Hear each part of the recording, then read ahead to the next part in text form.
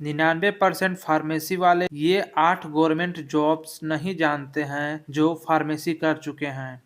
यदि आप फार्मेसी भी नहीं किए हैं तो मैं आपको बता दूं कि फार्मेसी करने के बाद कौन-कौन सा वो 8 जॉब है जिसमें आपके लिए अच्छा खासा सैलरी रहता है। उसमें फ्रेशर वाले भी अप्लाई कर सकते हैं और जिनके पास एक्सपीरियंस रहता है वो भी अप्लाई कर सकते हैं। तो ये वीडियो आपके लिए बहुत ही हेल्पफुल रहेगा। आपका स्वागत है जीके हेल्थ फार्मेसी में। फिर जानते हैं फार्मेसी क्या है। फार्मासिस्ट का मतलब क्या होता है? दवाई देना, डिस्पेंसिंग, सही दवा सही डोज में, पेशेंट काउंसलिंग, दवा कैसे लें, कब लें और उसका साइड इफेक्ट क्या है। यदि आप फार्मेसी कर रहे हैं, आपको दवा का भी नॉलेज रहेगा। दवा का कंपोजिशन क्या है, इंटरेक्शन क्या है, स्टोरेज क्या है। उसके अंदर हॉस्पिटल मेडिकल स्टोर का जो मैनेजमेंट रहता है ये हॉस्पिटल फार्मासिस्ट के अंदर भी आता है। क्वालिटी सेफ्टी या क्वालिटी सेफ्टी का मतलब यह होता है नकली या गलत दवाओं से बचाव। मान लीजिए जो आपके पास दवा है वह सही क्वालिटी का है या नहीं, उसके बारे में भी फार्मासिस्ट को पता रहता है। अब जानते हैं फार्मासिस्ट बनने के लिए कौन कौन सा कोर्स रहता है और कितने दिन का रहता है। जैसे आप डी फार्मा कर रहे हैं तो वो आपका 2 साल का रहेगा जिसमें आप मेडिकल स्टोर और हॉस्पिटल में काम कर सकते हैं।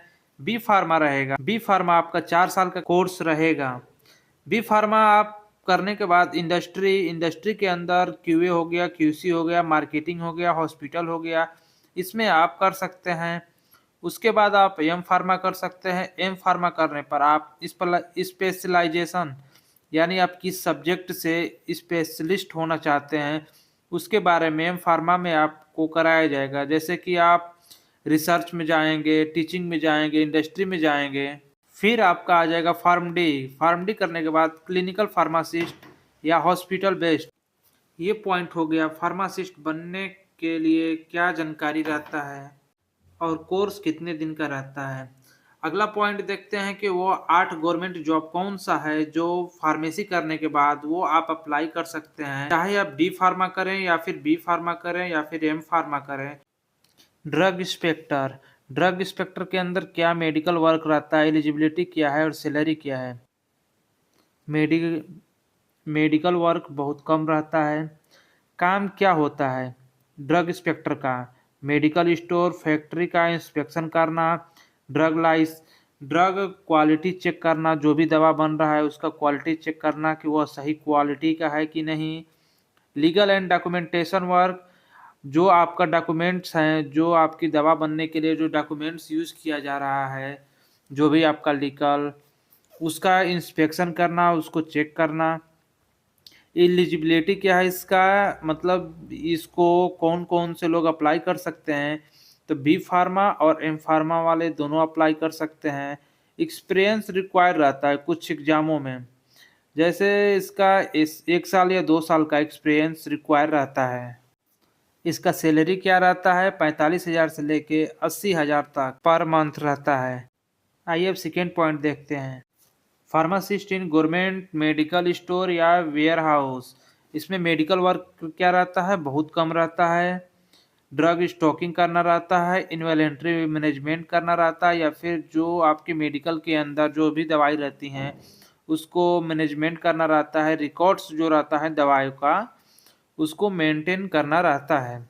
इसका एलिजिबिलिटी क्या है, इसमें डी फार्मा या बी फार्मा दोनों अप्लाई कर सकते हैं। एक्सपीरियंस इसमें कुछ एग्जामों में रिक्वायर रहता है, कुछ में नहीं रहता है। इसका जो सैलरी रहता है आपका 29,000 से लेके 45,000 पर मंथ के हिसाब से रहता है।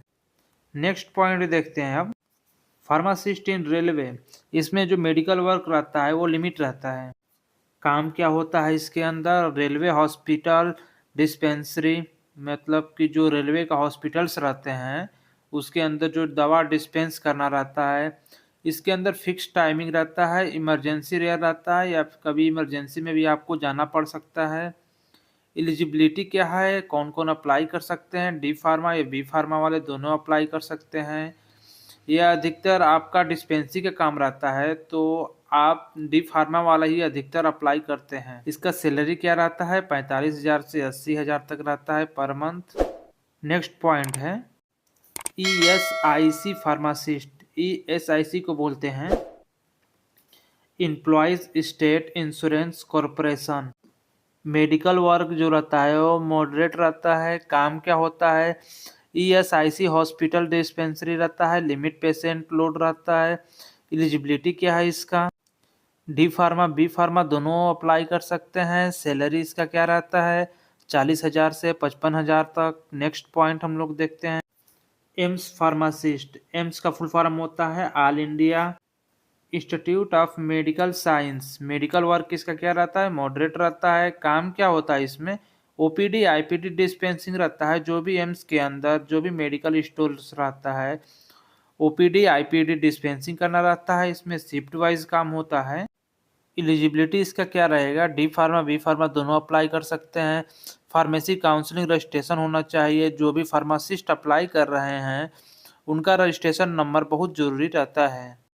एम्स फार्मासिस्ट का सैलरी कितना पर मंथ बनता है? 40,000 से 60,000 पर मंथ बनता है। नेक्स्ट पॉइंट देखते हैं अब। Defence pharmacist civilians. Army medical corps जिसे बोलते हैं एएमसी सिविलियंस। इंडियन एयरफोर्स जिसे बोलते हैं IAF civilians. Indian navy civilians. Medical work इसमें क्या रहता है? मेडिकल वर्क कम रहता है। मेडिसिन स्टोर जो रहता है उसको देखना रहता है। कंट्रोल डिस्पेंसिंग रहता है। एलिजिबिलिटी क्या है? डी फार्मा बी फार्मा दोनों अप्लाई कर सकते हैं जिनका पीसीआई से रजिस्ट्रेशन होना चाहिए।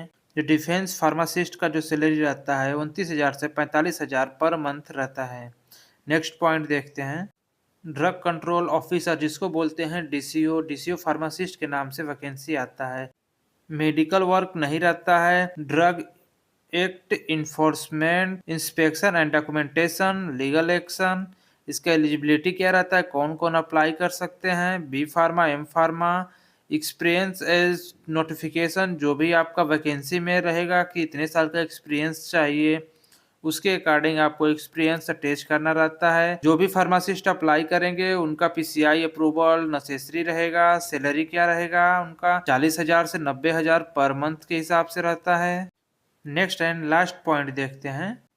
क्वालिटी कंट्रोल ऑफिसर या फिर QC government lab. Quality control officer का मेडिकल वर्क नहीं रहता है। काम क्या रहता है उनका? जो क्वालिटी कंट्रोल ऑफिसर रहता है ड्रग सैंपल टेस्टिंग उसके अंदर देखा जाता है जो भी ड्रग्स है वो सही है या नहीं, या फिर गलत ड्रग्स नहीं है, गलत क्वांटिटी नहीं है, उसमें जो भी इंग्रेडिएंट है वो सही है या नहीं, उसका सब ड्रग सैंपल का टेस्टिंग करते हैं।